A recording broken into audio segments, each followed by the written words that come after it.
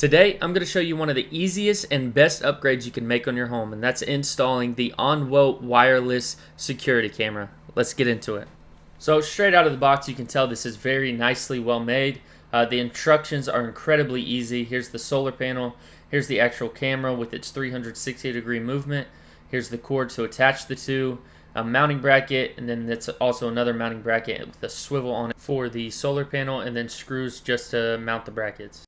Now look how easy this thing is to set up. We're going to download the app Cloud Edge. Download it. Now all we got to do is sign up, create an account, hit device, hit our camera.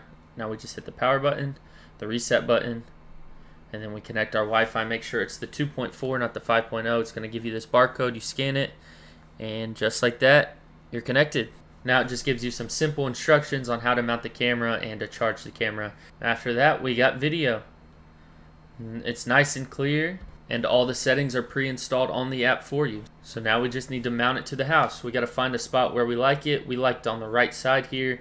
That's where we ended up doing it, but we ended up changing it later on and putting it towards the door, as you'll see later in the video. Now most people don't have a hangover on their house like ours, where there's no beams or no wood ceilings. We just have these rafters inside these covers.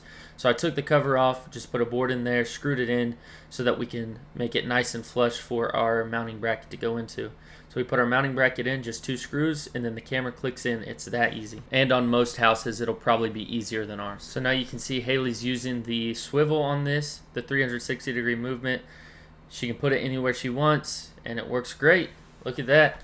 Now the last thing we need to do is hang up our solar panel. I'm going to put this on the roof. It's got a mounting bracket with a swivel on it so you can aim it anywhere towards the sun that you like. We found this angle to be the best.